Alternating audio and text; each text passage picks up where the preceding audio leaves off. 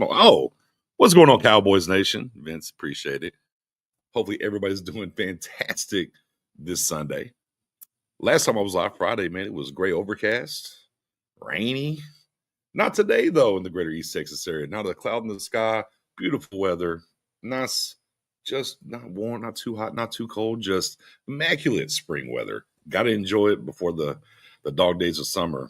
And when that happens, you will not catch me outside. How about that? I will definitely be in the office doing these shows, but take advantage of it while I can.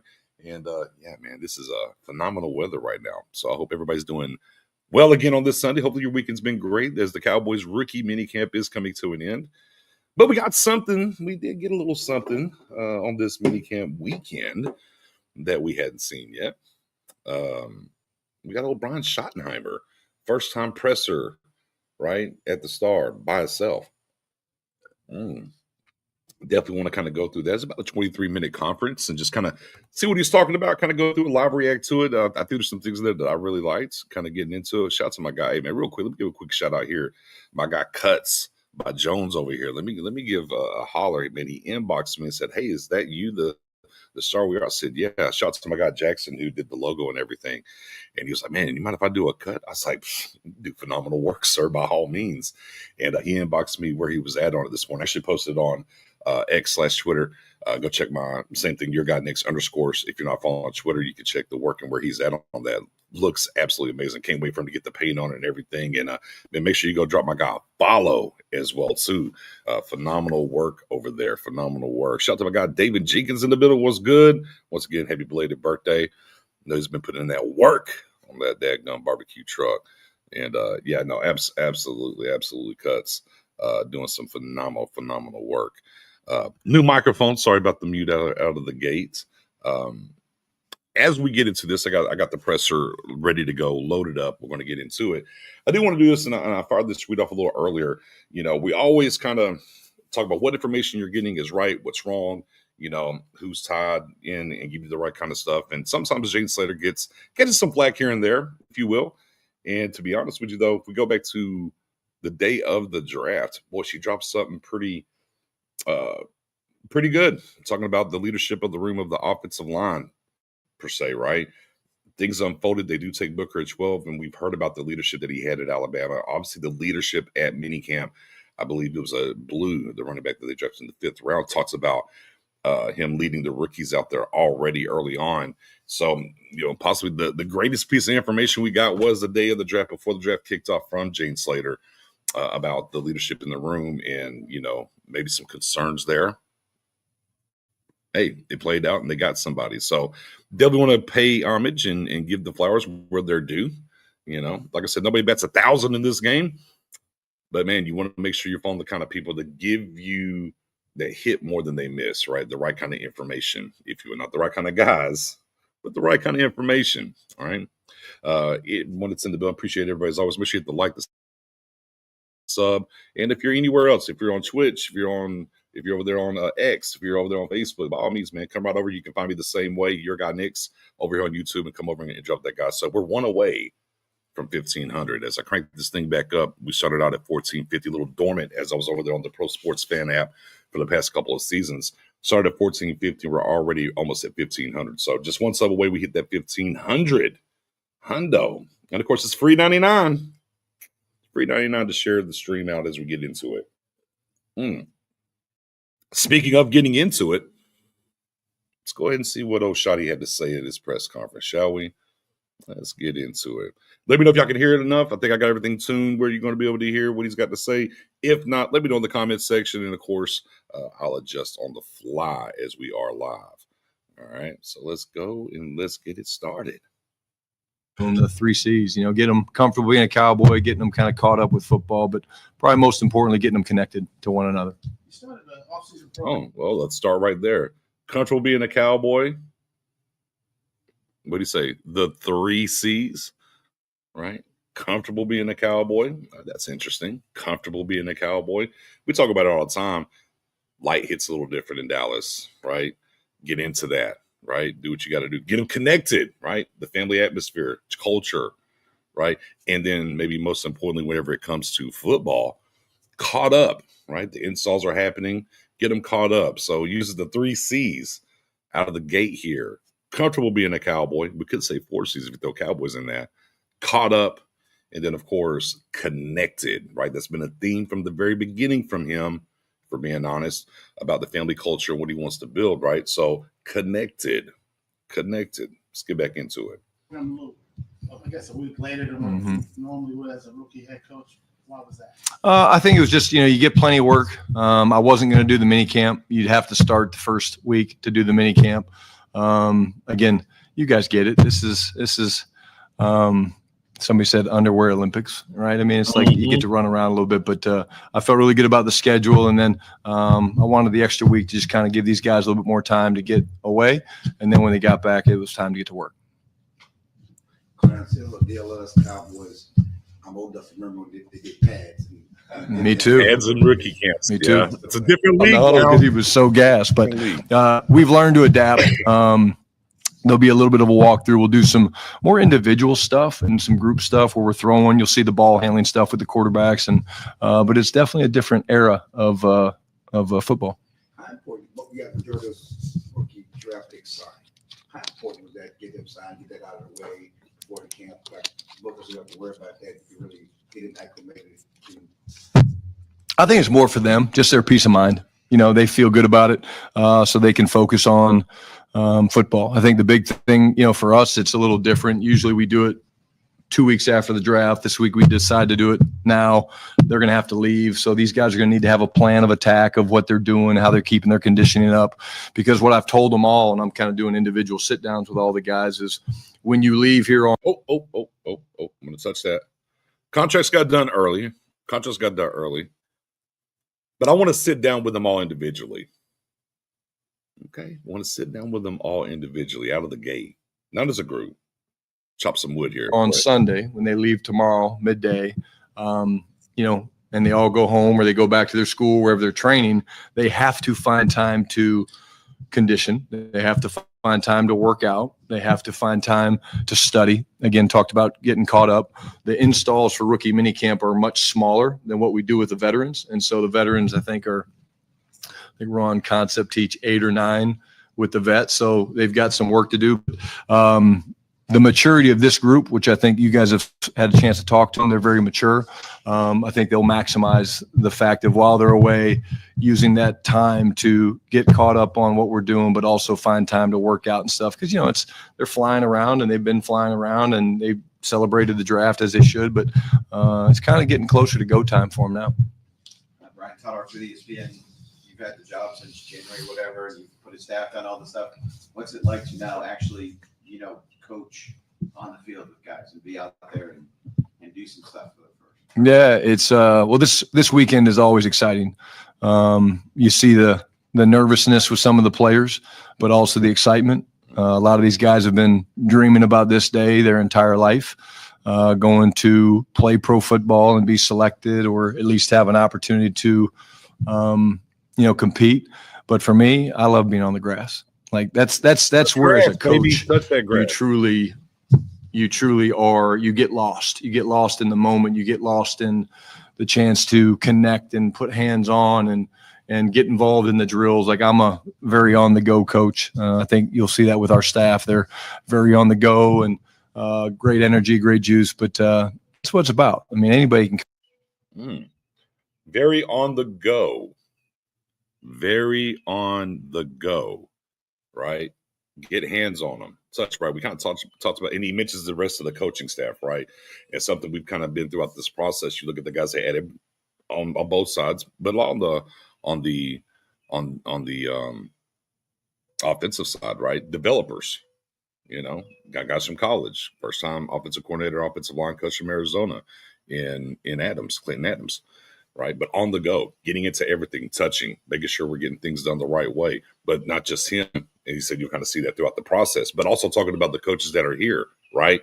Moving through, on the go, getting after it, right? Maybe a little bit of a temperament there, huh? A little bit of temperament from this coaching staff.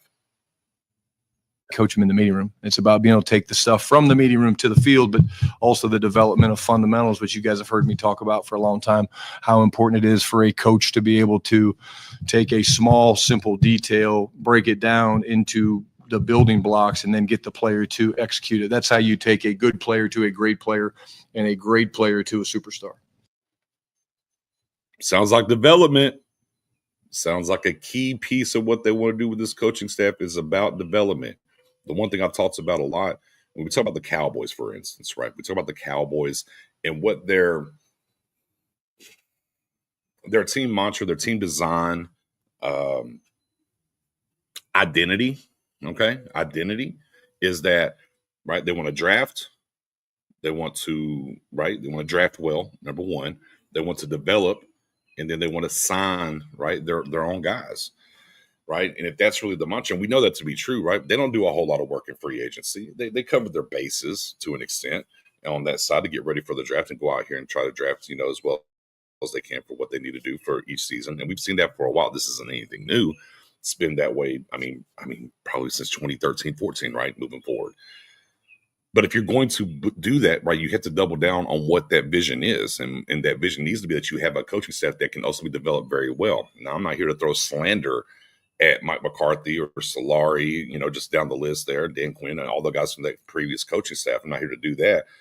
What I think Schottenheimer has assembled as a coaching staff and what he's really trying to get after and what he's talking about, and he's been this way since he's been hired from the very beginning opening press conference till now, is how they break down things and how to get the guys better. And then, yeah, we know they need to get better, but what's the actual plan of action? And then the details. We need a guy to get better in 3 different things. He talked about Mingo. I think it was at the NFL owners meeting right out there in Florida. And he said, take Mingo, for instance. Well, we need you to get better at these 3 things. Well, how do we get better at those 3 things? And breaks that down to a micro level to build that up macroly, if you will, and go through that. And he kind of talks about it right there as well. Consistent rhetoric, consistent talk, and how they need to go about accomplishing things. But the overall vision of the Cowboys credo of draft, develop, sign, well, then you need to have a coaching staff that aligns with that and matches that, because that's how ultimately you're going to get over the threshold when you don't do a lot in talent acquisition when it comes to free agency or even the trade market, right? So I like that from him, being consistent throughout his time so far in Dallas. And as the play caller, do you have the time or the wherewithal to, hey, what are the DBs doing here? Hey, what are the D-top? Will you go from group to group? I will. Yeah, I'll move around. Yeah, I think it's important. The cool thing about what we've been doing in phase 2 is the guys work out at different times. So I haven't missed any things we've done from offense, defense, special teams. But I'll obviously be hands-on with Dak and the quarterbacks a bunch. But again, it's my job as a head coach to know exactly what's going on in every room and at every drill. And again, our guys do a great job. Uh-oh. Let me run that back. Wait. Let me run that back just a smidge. Hold on. From group to group? I will. Yeah, I'll move around. Yeah, I think it's important. The cool thing about what we've been doing in phase 2 is the guys work out at different times. So I haven't missed any things we've done from offense, defense, special teams. But I'll obviously be hands-on with Dak and the quarterbacks a bunch. But again, it's my job as a head coach to know exactly what's going on in every room. And okay. All right. Well.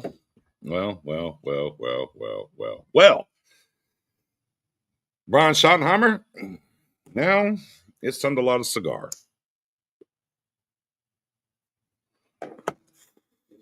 Okay, that's a black and mild moment for your guy Nix. My man said, as a head coach, it's my job to understand what's going on at every position group in every room. I'm going to touch everything.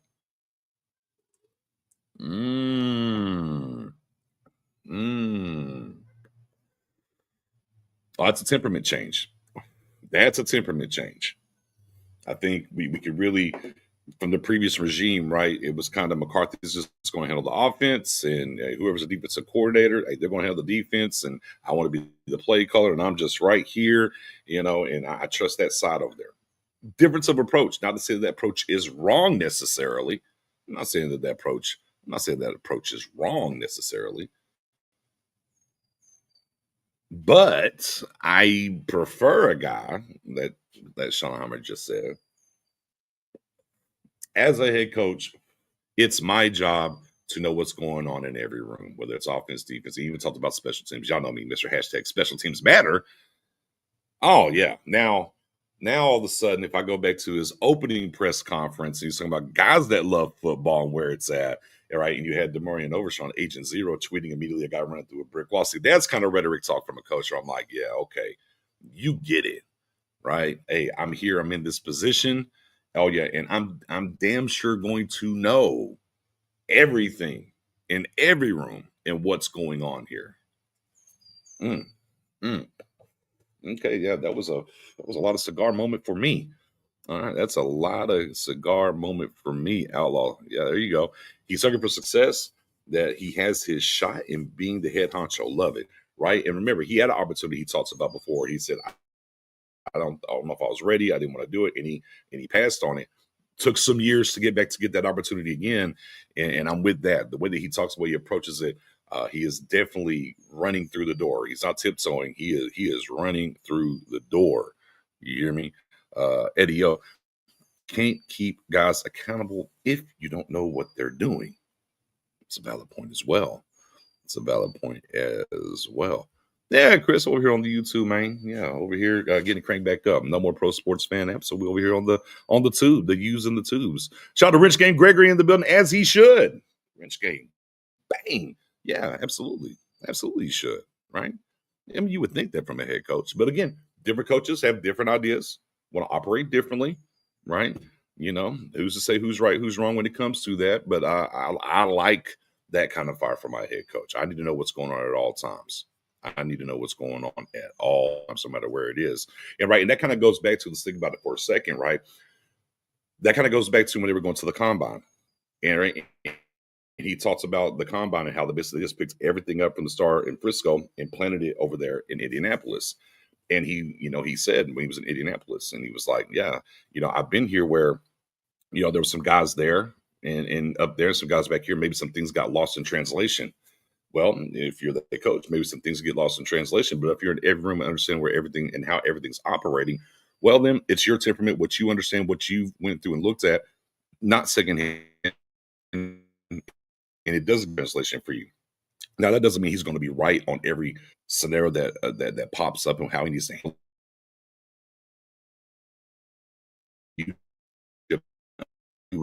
how things are. Yeah, that part of the presser, yeah, I'm with that. Shotty would be better in year 2, but he might be surprised as a result of year 1. Maybe so. And I think we all kind of understood this to be, look, the work that they did last year for agency, beholden and everything else, and you're turning over, you have 2 new schemes, offensively, defensively. It's going to be 2 new schemes. And you have an influx of players here that are different now, right? And as I said before, this defense to me is in a full-blown rebuild. Offensively tweaks, but defense, I mean, my goodness. I mean, some of that's due to the Overshown and the Diggs injury, obviously. But I mean, linebacker-wise, a lot of turnover there as well. You're still trying to figure out, they brought all the safeties back. What is that going to look like for you? You had to add some edges. You had a D-Law leave. You had a Jordan Lewis leave. Yeah, this defense is in a very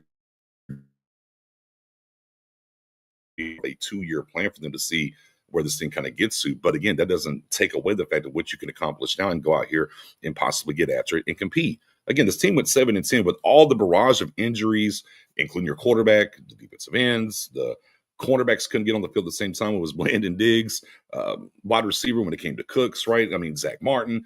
This team still went 7-10 in 2 games and 2 plays. The Bengals and the Washington game, right? They would have been 9-8. So I mean, there's some building blocks within this thing now, right? Now how quickly can you get the new scheme on board and get the team and get the players caught up and on speed and ready to attack it? And of course, you have a rookie staff offensively for the most part. It's a rookie head coach. Not a rookie coach, but a rookie head coach. It's a rookie offensive coordinator. It's a rookie offensive line coach. It's a rookie wide receiver coach. A lot more, depth and veteranship coaching wise on the defensive side with Eberflus and Whitecott and so on. But offensively, right, there's going to be some building blocks there for this coaching staff who are in new positions for the first time, right? And a couple of these guys in the NFL for the first time. When we talk about Junior Adams at wide receiver coach and Connor Riley as the offensive line coach coming from K-State. Now, you like some things about Connor Riley, obviously with a Cooper Beebe and a Deuce Vaughn, kind of understands those guys in the building. And Junior Adams, you just kind of look at the litany list, what Cooper Kupp even had to say about it, but the guys that he's worked with, what he's done, you're excited about those things. But still rookies at their positions in the NFL. You got to give a little bit of time. Am I still in the Matrix? Hello, Matrix? Am I in the Matrix? Is my Wi-Fi failing me all of a sudden? Too much heat out here? Let's get back into it.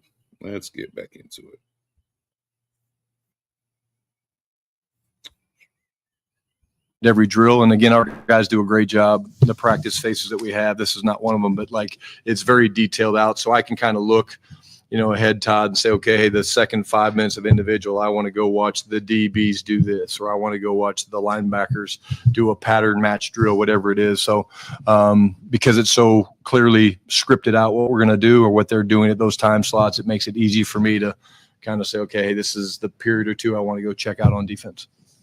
John Schottenheimer, The Athletic, you've already been in the building, and I know you want to be authentic to yourself. Have you had to change anything in terms of the way that you carry yourself around the players or anything like that now that being the head coach different from what your previous role? No.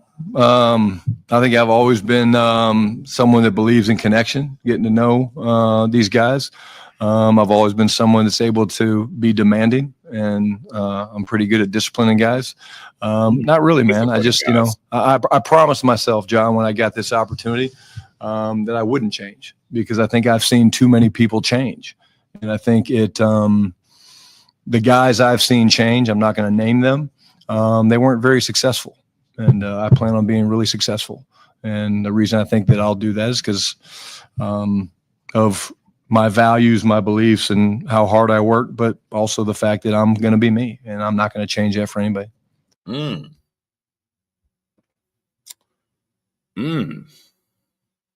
Boy, there's some bars in there, ladies and gentlemen, Cowboys Nation. There's some bars in there. Very matter of factly with the, I have no problem disciplining players. Oh, okay. I hear you talking heavy. I hear you, right? And then getting to the point of being himself and not changing those things. And a guy being around for 30 years in this league and what's going on, and been in a lot of different locker rooms and saying, hey, I'm going to be true to myself. I'm gonna tie a little something to that. Y'all remember when McCarthy got the job, got the gig, and they were out there and they asked him about all the plays he watched, and then he was sitting there like, hey, well, sometimes you gotta lie and say what you gotta say what you gotta say to get the job, and then you had Stephen Jones nervous like, okay, right? Maybe a little different, not showing his true colors throughout the process or staying true to himself at times. Meanwhile, he says, hey, I'm going to be true to who I am and my values, and kind of go from there and build upon that. And talking about he's seen guys who get the opportunity changing and not work that way. That can be in a lot of very different ways, though. Being true to yourself about how you're going to go from being the OC to a head coach. There's things you can change within that. But at the root of the person that you are is being true to yourself and not being someone new, right? He's been here for a couple of years. The guys know him, right, that have been around. So now it doesn't make sense for him to be somebody different, not just because he's a head coach, right? You know what I mean? Cut that too. We're playing. Yeah. My guy, them stars, man, get over here on YouTube and hit that sub button for your guy. Sounds like, yeah, there you go. Dom, he doesn't need to change his personality, but I sure hope he learns to adapt when need be. That good, great point. That's more growth. He's talking, bringing genuine and true to himself. Absolutely right. And you know what we do know to be true was he wanted to adjust the passing game right to more of the Shanahan tree, and where McCarthy was a little resistant. And hopefully that's what you want to see, right? Any coach, you want to be fluid. Hey man, you can copy off of other people's paper here, right? It's a cat league. We talk about that. Don't be so. And the coaches have an ego and want to do it their way, but I think the best coaches understand how to be fluid in the situation and adjust to what is going to help them the best. And that's what you want to hope here. Absolutely, Dom. Whenever that comes into play, when it comes to Schottenheimer and as he's getting started on his head coaching career, be true to who you are. The guys know you, right? Stay true to that. And he has been, right? Connection, culture, love football, right? You want to stay true in those reigns, in those realms. But on the X's and O's side, remember, because he said in the press conference, I said, look, we're going to come back to this. Eventually, it's going to happen, right? Because he said, all the X's and O's, that's going to come. I'm not worried about that. It will come to fruition for sure in crunch moments in the NFL and where it is. And that's the learning curve we talked about a little bit earlier, right? Be excited about right now. But as this coaching staff kind of learns itself and figures it out, right, there's going to be moments for them too that they're learning in key moments, whether it's a timeout to spend here, a challenge flag to be thrown there, right? How do we want to attack this team, late? There'll be things that come along in that for sure. Absolutely. My man, appreciate you, brother. Oh, Edio says he's sniping. Maybe a little bit. I mean, look, he's been around this league long enough, not really going to even at McCarthy in that spectrum of he's just seen a lot, right? Growing up, being the son of Marty, right? He's been privy to a lot of things, right? In general, when it comes to the game of football from a coaching standpoint and where it's at. And then as long as he's been in the league before he got this head coaching, officially he's a head coach now. He's been around this league a long time. Shout out to Pete Carroll, right? And the times he spent there and what that meant to him. So I think he's just seen a lot and understands that side of it and how to be genuine. And I think this is one of the things we talked about throughout the process with him. Like, he's very transparent, in my opinion. Like, is there coach talk? Sure, there's some coach talk, always. But I think he's more transparent than we've seen in the past with other coaches and our coaches around the league. And I think that's part of him. I think it's part of his DNA. I think that's part of his makeup. Now, we'll see as things get tight and how things roll and how it goes. Like I said, man, we're in the honeymoon season right now, ladies and gentlemen. Look, player acquisitions happen, drafts happen, right? All right, we're going to get to camp, all that good stuff. Like, from now until we line up week 1 of the regular season, man, it is the honeymoon season, ultimately. And that's okay. Man, you should lean into it. You should have it. Look, you should be excited as a fan. Yeah, I mean, you can't be doom and gloom all the time. And yes, we want to see him add a wide receiver too, obviously, and try to get that to fruition. We're ready to see Micah get, the contract extension. I think a lot of us were like, get Tyler Smith extended or get a Deron Bland deal done. But within that, right now, let these guys build, let them get after it, and it's okay to have a little hopium. A little hopium ain't gonna hurt no one. Don't overdose on it, but you can have a little hopium right now this time of the year and where it's at. And again, I think to be excited about Schottenheimer isn't false bravado or false fanhood. I think he's been very refreshing from the time he started with his opening conference when he was announced as the head coach. We didn't like the process of how they went about hiring a head coach. I think that's documented. I think many people have felt that way in how it went in the process. But since he has got the label and he's been bestowed the crown as the head coach of the Dallas Cowboys, the way that he has moved, operated, he's been very consistent. There's been a very consistent tone from everyone, whether it's Will McClay or Stephen Jones, right? And just coming down the line of how he wants to attack things and how Schottenheimer has operated this far as we're going through this press conference. Yeah, you should be excited in how he's operating right now. Again, we'll get to the X's and O's parts. We'll get to the season, the ups and downs and everything that happens. But ultimately, thus far, yeah, I think it's job well done. And I think a lot of people talked about that when it came to Schottenheimer, that he was going to win press conferences. He's built, like I said, but that presser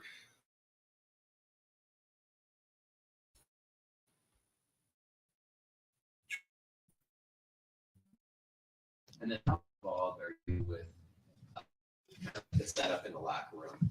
Like the players get to say that, Set up in the locker room. Obviously, there's some, players that have left and some other guys, Mike is closer to that, things like that. Do you have a big say in that? Is it up to the players? Like who determines that? We moved some guys around this year. I did, along with the help of the staff. Wait. I gotta pause it. I gotta pause it. I'm gonna rewind it a little bit. As that question's getting asked, notice the smirk on his face. Right, we're doing some body language here now. I'm gonna rewind it. As that question's getting asked about moving guys around, having to say, just note sometimes it's not what you say, it's just maybe the reaction. Let me rewind that just a smidge as he's getting him a drink of water and just watch the smirk.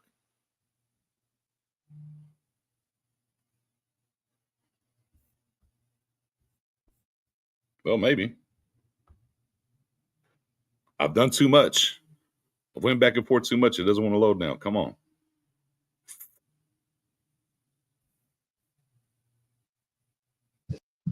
Frame by. And then how involved are you with kind of like the setup in the locker room? Like the players get to say in that, like we go on there yesterday, obviously there's some, players that have left. Drink of water. Guys, Mike is closer to that, things like that. Do you have a big say in that? Is it up to the players? Who determines that? We moved some guys around this year. I did. Hey, my man had that smirk. He said, we moved some guys around. Little drink of water, a little smirk. We moved some guys around. Matter of factly. Along with the help of the staff. Again, they don't really get a say in that. But there's a method to the madness. Hold on. They don't get a say in that. All right, let's tie some things together now, y'all. I have no problem disciplining players. I have no problem disciplining players. Yeah, we move some guys around, and they don't have any say in that. You're just setting the tone. I'm in charge. And it's nothing bad. It's nothing, I don't think he's trying to move in a way that's disrespectful or anything. Just like, hey, look, there's a plan. There's something that we're trying to do, and we're going to accomplish that. Right? No problem. Discipline. Yeah, we moved some guys around. No, they didn't have a say. Method to the madness. Absolutely, them stars. Method to the madness there. That smirk though told me a lot. I think when the guys went into the team room for the first time, I made them all stand up after they sat down. I let them sit down, and I had them stand up, and I had them move seats. Why? It's a new year. It's 2025. We'll do that in 2026. We'll do that in 2027 and beyond. I think it's just when you start a new year, do something different, change something up. So get comfortable being uncomfortable. I think we talk about that a lot in everyday life. When you're comfortable being uncomfortable, that's where growth comes from. And it's a small thing. You're not going to be regular, all right, same seat, same this, same that. No, we're going to change it up a little bit. It's a small thing to be, oh man, I can't sit in my seat anymore. I got to kind of readjust, do things. But those are, to me, those are blocks of things that will build upon. Those are small things that he's doing that's building upon ultimately the overarching thing he's trying to sell to the team and what he wants them to get done, right? You got to be comfortable. You got to get comfortable being uncomfortable. It's something that's talked about, thought about, but there's a method to the madness at times. Oh, method to the madness. There's star. We are. I know you guys were obviously going after team captains and guys with maturity, like you were talking about. How have you already kind of seen that buy-in from them just on one-day walkthroughs? Yeah, you see a level of maturity. You see a level of professionalism. I talked a little bit about, the reviews, not installs. And I think, most of the questions that were asked in the meetings were the guys were on it. I mean, they had done their stuff. We haven't had any issues with guys being late, I think, but there's an intentionality about this group. Just yesterday, we did some stuff like drill work, walk through different things. And the ability of the defense to communicate and the coaching that was going on, it just like sometimes you're coaching a guy and he's young and he's kind of looking around and whatnot. Like to watch Donovan look into A-Dub, Coach Whitecotton's eyes, it's like he's hanging on every word he says. And so I think that tells you that you have selected the right guys. Does that mean they're going to end up being great players? No. I mean, you got to develop them and their skill sets and things like that. But this group, from my interaction with them, has been very, very positive and impressive with the type of character and human beings they are. What we talk about directly after the 3 days of draft, there was a tie that bond. There was a particular guy, RKG, if you will. And that doesn't mean the same right kind of guy, RKG, that maybe they who coined the phrase so much echo throughout Cowboys Nation and Jason Garrett. Doesn't mean it's the right kind of guy, right? The RKG when it comes to Schottenheimer. That could be two different types of guys. But as he's saying here on Wax, if you will, yeah, we looked at the draft. We talked about it heavily after the draft, after all 3 days of the draft, and said, yeah, man, if you kind of look at all the guys they drafted, there's a common bond, if you will, in the kind of guys they drafted, right? Which kind of also spurns into very opening press conference of want to change the culture, guys that love football. There's things that we need to do to set that tone here. And obviously the draft obviously did that as well, right? I think that's how we felt about it. And here's Schottenheimer co-signing the idea of the guys they drafted and what they meant and how that's played out so far at the rookie camp. And just based on what you guys have been able to do this weekend, Savon Ravel, what does his responsibilities look like? How different? Hey, real quick, Savon Ravel. I know it's spelled Siobhan. Savon. Let's make sure we get it here right. Savon Ravel. From the other rookies with his injury recovery? Yeah, I mean, obviously, that's going to be limited. Running around today, he'll be doing some stuff with the training staff, but he's progressing great. The cool thing about some of the walkthroughs and stuff that we do is those guys can do that. We really don't have limitations on that. But again, there's so much that goes into it, just the film study, and we tape all of our installs. So like a couple of the guys have already started to watch the concept teach days that the vets had, because they already have down the 2 installs really for what we're doing in this camp. And it's cool to see those guys. But yeah, he's done a great job. He was doing all the individual stuff yesterday with DA, with the corners and all the walkthroughs, which is great. Also, side note, apparently he did try to stick into some of the other drills as well, and they had to pull him back. Shouts to Nicole over there at Girls Talk, Boys Talk, DallasCowboys.com. Hutchinson interviewed him, and he kind of spilled the beans a little bit. He was trying to sneak in there, but they had heavy eyes on him. So he's did not be on track to be ready for week 1. Ravel, that is. Tommy Arch, DallasCowboys.com. But what have you seen from some of the guys who came from college on your coaching staff, like Junior and Connor, in terms of going through this process for the first time, and how do you feel like some of the better guys are responding to their coaching styles? Well, I mean, I would ask the players, number one, I would say it's been very positive. Of course, I do ask our players how it's going, and, checking in, see how, the relationships. Obviously, I'm a big relationship guy. I think if you talk to the receivers, they feel like they're getting very close to Junior. They're earning each other's trust and respect. The game of football and coaching, it doesn't change. It really doesn't. I mean, it doesn't. The personalities might, but the X's and O's and what your objective is in coaching, whether you're coaching high school, college, or NFL, it doesn't change. You have to be able to connect with the person you're coaching. One, right? The 3 C's. One of the 3 C's out of the gate, getting the rookies in there. Connect. Right. That was one of the things there. Connect. Another thing that he's just been throughout the process about that. Right. Connecting, building that kind of familiarity. Right, family-based wise, right, team-based wise, doing those things, connect. You have to have the knowledge of the skill sets and know basically what the hell you're talking about. Number 2, because the players want to know, can this guy help me get better? And I don't think that's much different in college right now, to be honest with you, because of the NIL. It's like, can this guy help me get paid? And if not, I'm going to go to another chance, get paid. So, again, after you have the connection, you have to have the ability to, teach the skill set that they know you can help them get better. And then you have to have the personality that allows you to have the hard conversations. And if they're not doing something right, you have to demand that they do it that way. And so in the case of Connor and Junior, I think, they've both done a great job. of earning the trust and respect. And but it doesn't just start there. I mean, just because Matt Eberflus is coaching the NFL for 20 plus years, it doesn't mean that he doesn't have to connect with Deron Bland. I've been here for 4 years. I'm constantly going out of my way, bringing guys up to my office, going to dinners to get to know these guys. I know them, but I laugh with the guys today. You know, I told the rookies, I told the vets this last week. It's like my daughter's boyfriend. You know, I'll say somebody's name, and be like, oh yeah, it's my guy. And I'll be like, it's not your guy. You don't even know him. You know, and it's like Clarence probably says about some of you guys, oh, that's my guy. Yeah, that was my guy. I'm like, but you really don't know him. So like, yeah, I know these guys. I know a lot of our players, but I don't know them as well as I need to know them to lead them and to be the head coach of this football team. I don't know them well enough to be able to coach them and lead this football team. Again, these are just some of the things that's built in him. He feels he needs to be a head coach is in order to get them to follow me, I need to know them on a deeper level.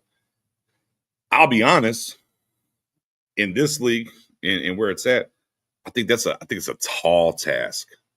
I think you got to burn a lot of energy in that realm to do that.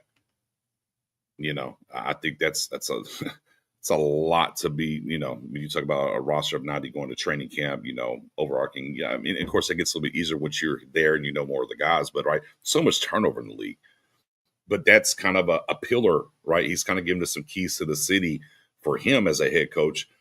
A pillar is I have to know these guys, right? And that's maybe I need to know what buttons to be able to push at times. But in order for them to follow, in order for me to be able to lead them and coach them, I have to know them on a particular level to be able to command that respect, right? So then if I want to, now I'm going to tie this back, right? I have no problems disciplining someone.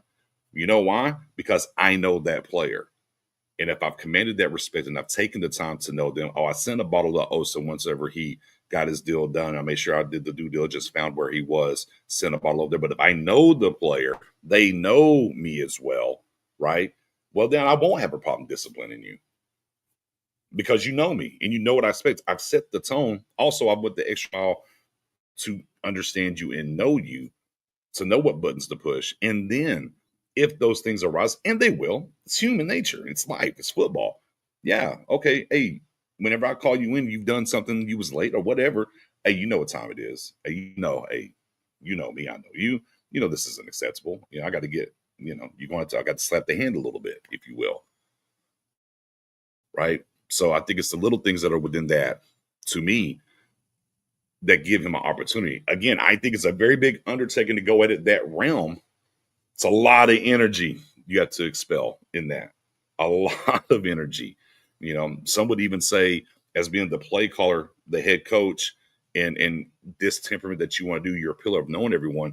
Maybe you're burning the candle at both ends of the stick. Now you're early into this progress, right? In this process, I should say, as it's year one. But how does that fold into year 2, year 3? Now, technically, it should get easier knowing the players to an extent. Some guys will be set here, right? You're kind of good to go.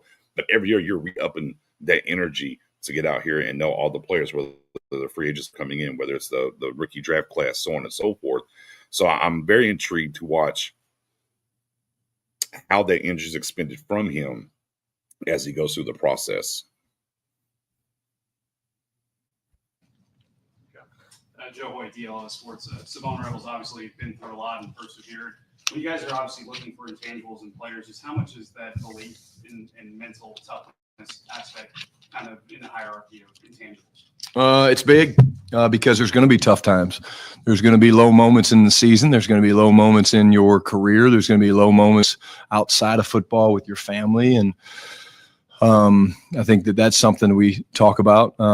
Maybe the fact that grit's tattooed on my hand has something to do with that. We look at that. But I think, you know, just when you go. Grit's tattooed on the hand. Take a look at that. Go through people's journeys. I know you guys will probably ask me about Tyler Neville. I mean, you think about, you know, what he's had to overcome and do. I think that you aspire to be around people like that. I know I do, because they motivate me. They push me to be better. They push me to work a little harder. They push me to stay a little later. They push me to challenge the other guys around them a little bit better. And so it's part of the process. We're not going to have just high character people. I mean, we're going to have bad days. There's going to be guys that have bad days, and I'm going to have bad days, and the coaches are going to have to learn how to deal with me when I'm maybe having a bad day. And that's all part of, again, the connection piece. It's not all rah-rah, like, oh, everything's great. It's not that. It's how do you handle each other when you're having. And then speak on Tyler Neville real quick. So he was born deaf, which actually I was soon. He had to have multiple surgeries so he could hear. He was also diagnosed with stage 2 Hodgkin's lymphoma in high school. So kind of the things he was talking about Tyler Neville, what he's overcome, born deaf, stage 2 Hodgkin's lymphoma. If you don't know about Tyler Neville's story, that's some of the things that he was talking about when he was mentioning Neville. Having a bad day. So he's the athletic, Brian. Going back to about your first year and things like that. In 1984, your dad, he went from defensive coordinator to head coach with the same organization as well. I know you were just 11 years old at the time, but what do you remember about maybe how he handled being in the building, being elevated, and maybe even if you had any conversations about that later in life? I actually do. I know the story probably, and it's a great story, so I will share it with you guys. 84, he was the defensive coordinator. The team starts 1-7, and they ended up, Art Modell made the decision to fire Sam Rutigliano Tuesday night or Monday night.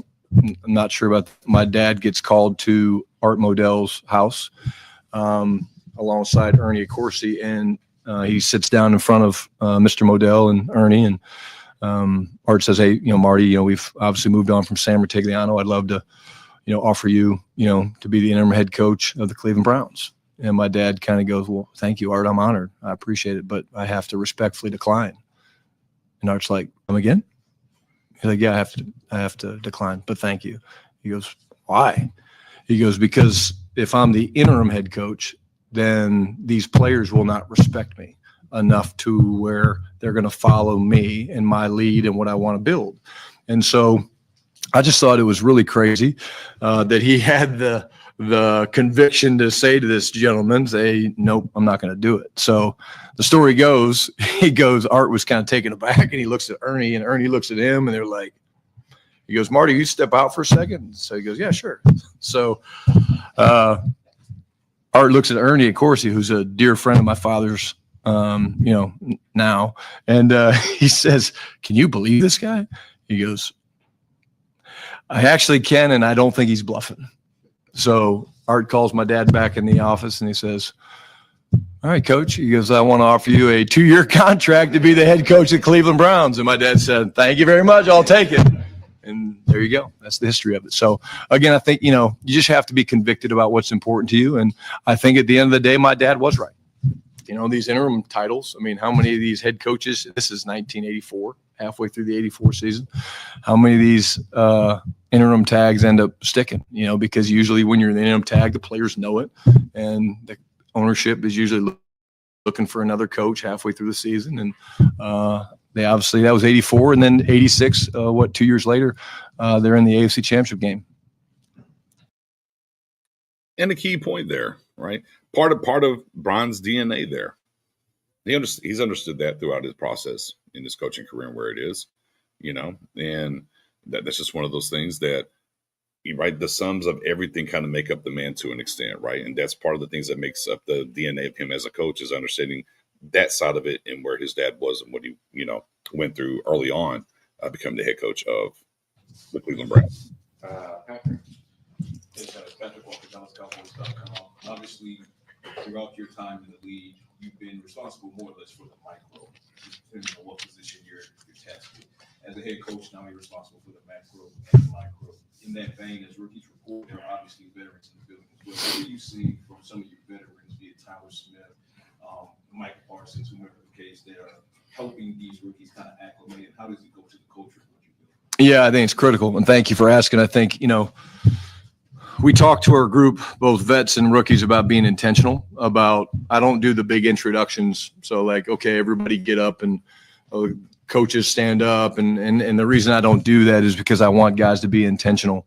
When we broke the first meeting with the rookies, I asked them to basically just spend 5 to 10 minutes mingling and walking up to people that you don't know and saying hello and introduce yourself. And so it was really cool for me, Michael, because I was kind of sitting down at the bottom of the team room watching the interactions go on with the different position coaches, talking to players and coming down to talk to, Scott with nutrition and Claire and everybody like that. But if you say you're a family, and if you say that that's the culture that you want to build, one that's about being family first and first class and joyful, then what your expectation is that your veterans reach out and will assist these young players.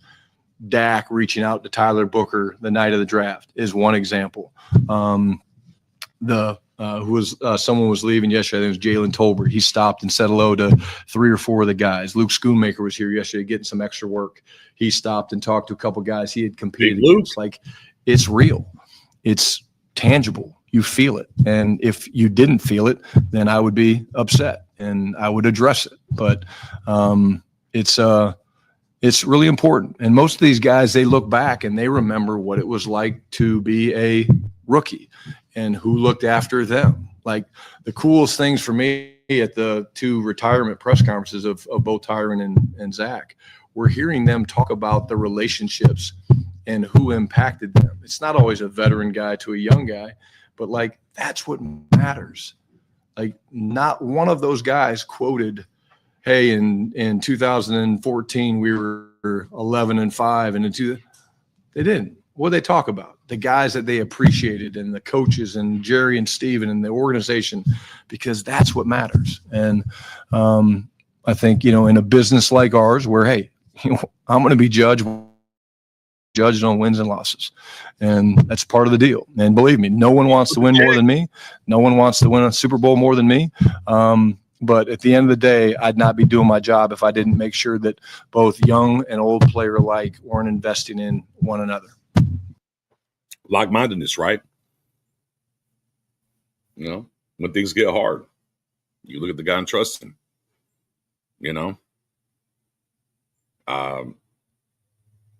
Those are, again, things that he's talked about throughout the process and what he believes the pillars of him and what he wants to do and what he envisions the team underneath him as a head coach, the things that matter. Just consistent from the opening presser when hired all the way to here we are at the rookie camp right now. There's no deviation in that. Very transparent about what he expects and what he's looking for and what he's trying to accomplish as far as the team within the building, right? And understands it comes with the check. Hey, we're going to get ultimately judged on the X's and O's, right? But there's things that he truly believes in that's going to help the X's and O's when it's time to get there, right? The man, ultimately has an idea, a plan, a train of thought to get after it, and this is just one of the big pillars for him. In meeting with these guys one-on-one, the undrafted guys, how different is the message to them? Obviously, they have a much different role than a Tyler Booker or Donovan Ezra. Yeah, to me, I don't look at it that way, Nick, to be honest with you. The path might be a little easier for Tyler Booker because you think, okay, first-round draft pick, he's definitely starting and he's whatever. I don't look at it that way because what's the mantra? Compete every day. So whether you're Tyler Neville, you're Zion Childress, you're Elijah Clark, whoever you are, I'm telling them, don't get caught up in where you start on the depth chart. Get caught up on the highest. Did you win today? Did you have a competitive day? Were you the best version of yourself today? And if you did that and you continue to stack days like that, then guess what's going to happen? You're going to get noticed by your position coach. Then you're getting noticed by your coordinator.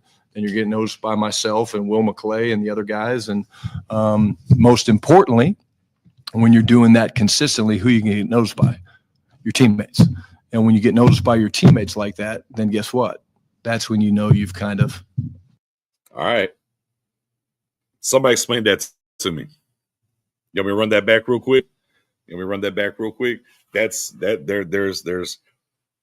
some nice trinkets, if you will, in that spectrum, right? There's some nice trinkets in that spectrum. Compete. Drafted, non-drafted. Not drafted, non-drafted. Let me run it back. Eddie said run it. Let me run it back real quick. Booker, because you think, okay, first-round draft pick, he's definitely starting and he's whatever. I don't look at it that way because what's the mantra? Compete every day. Mm. So whether you're Tyler Neville, you're Zion Childress, you're Elijah Clark, whoever you are, I'm telling them don't get caught up in where you start on the depth chart. Get caught up on, did you win today? Did you have a competitive day? Were you the best version of yourself today? And if you did that and you continue to stack days like that, Yeah. then guess what's going to happen? You're going to get noticed by your position coach. Then you're getting noticed by your coordinator. Then you're getting noticed by myself and Will McClay and the other guys. And Most importantly, when you're doing that consistently, who you can get noticed by? Your teammates. Oh, that's number 2 for me. Hold on, let me light the black. Let me light it. That's number 2 right there. Oh, let me light the black. Most importantly, he didn't say the coaches, the GM, de facto GM, him, Will McClay, right? He said, most importantly, you're going to get noticed by who? Your teammates.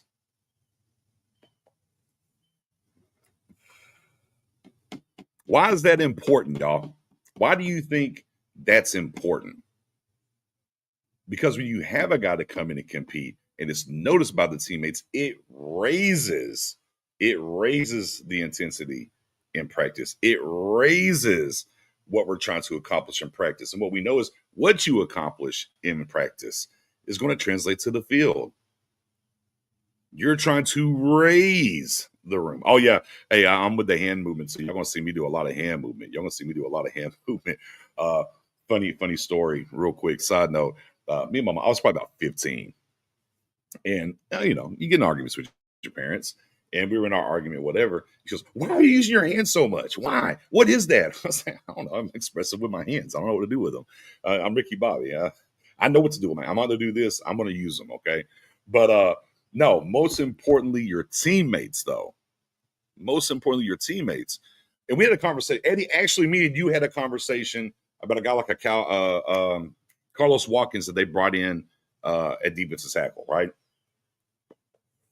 High motor, high intensity guy, right? Guy that practices really hard. And one of the things that we talked about particularly, right,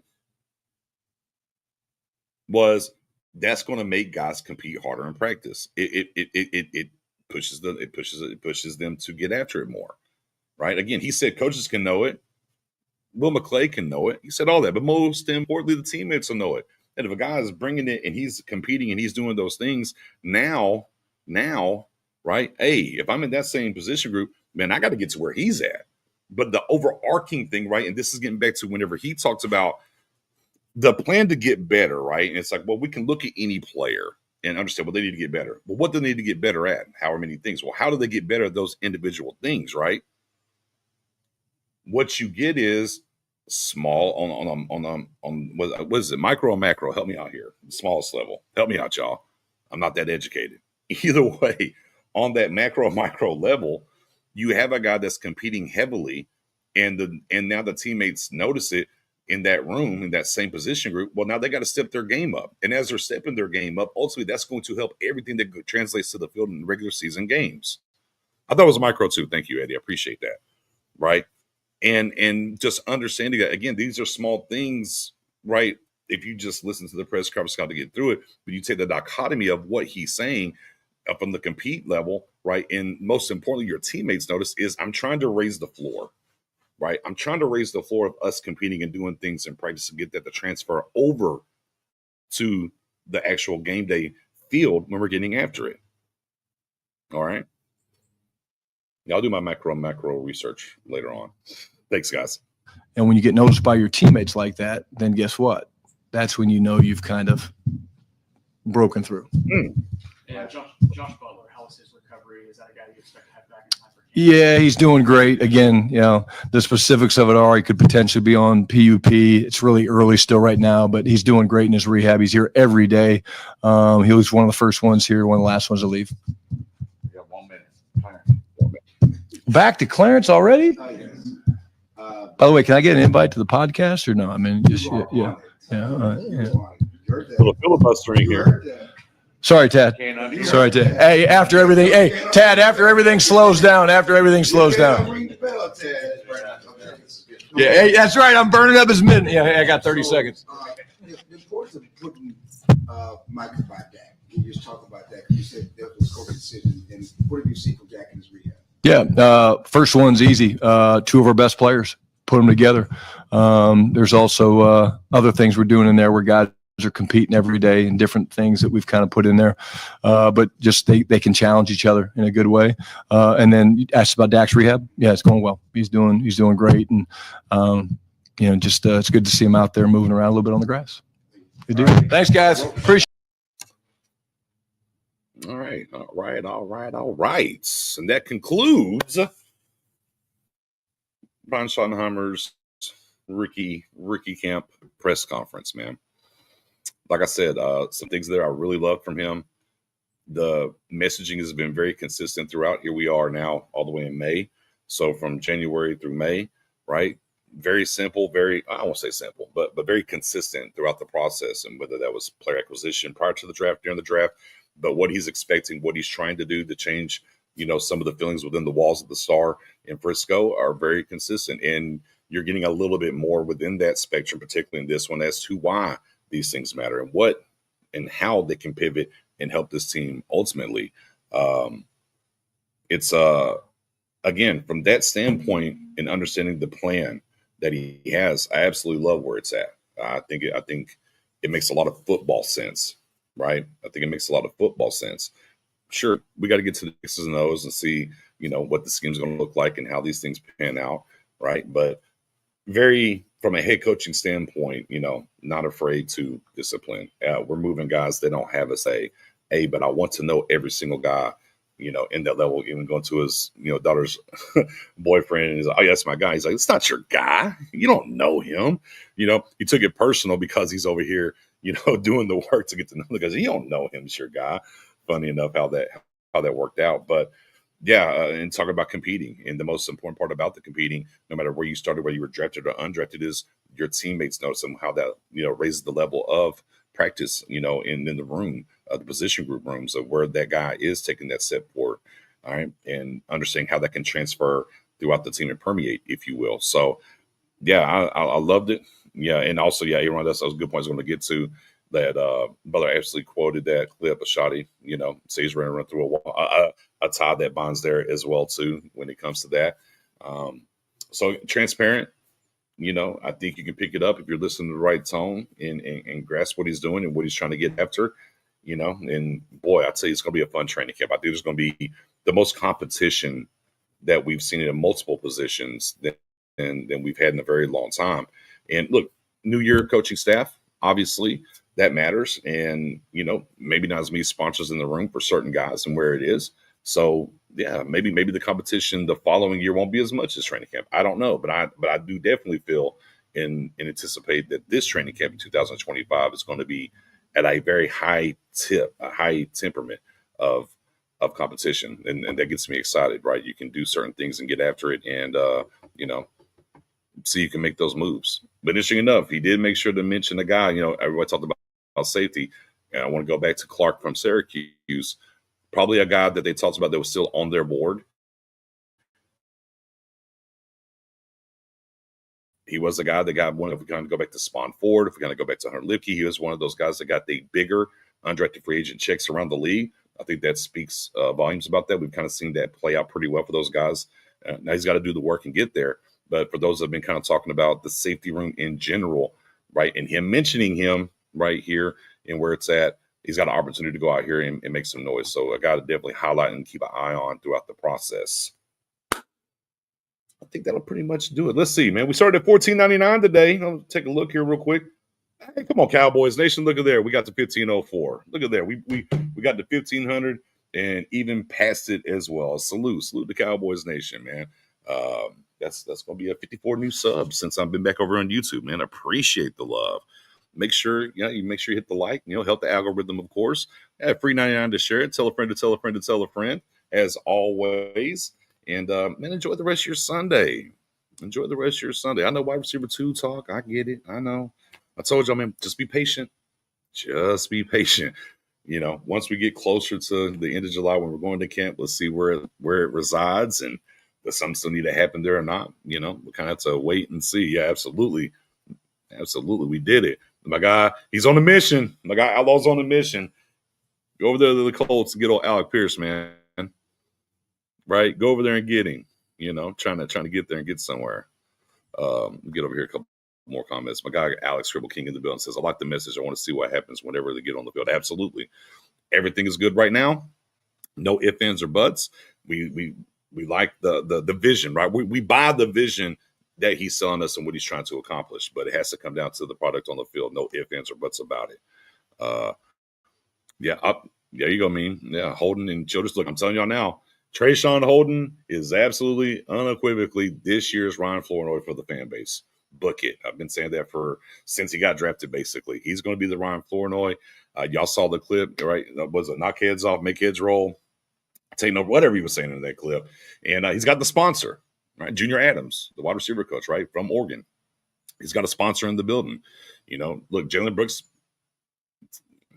TikTok, Jalen, you better walk through the door. Your sponsors aren't here anymore, and they've added some guys in the room, right? But hey, competition, get after it. You know, Brian Flournoy, get after it. Paris Campbell, here we go. You know, so we'll see how that 3 through 6 works, and if they land that number 2 that people want to see, or is it going to be Tolbert in that jump? But man, enjoy the Sunday. Appreciate everybody as always. Make sure you turn notifications on as well in case you miss when I post them going live. So y'all definitely know. I got some more videos coming this week on YouTube outside of the live standpoint of things, and notifications will definitely help you on that stand front to stay in the know on that front, man. Appreciate everyone once again. Probably get out of here. Give me about 10, 15 minutes, and man, we'll run a little space on this Sunday over there on X/Twitter real quick. Man, shout out to the 440 over there on X/Twitter. By all means, you can find me on YouTube, same as you found me on Twitter, Your Guy Nix. So once this concludes, wraps up, we got some time, you know, chilling. Man, just hop over to YouTube, boom, boom, look me up, hit that sub. Watch where you want to watch. Just give me that sub, hit that like, and drive the algorithm. Salute to y'all. Enjoy your Sunday, and I will see y'all on X in about 5-10 minutes.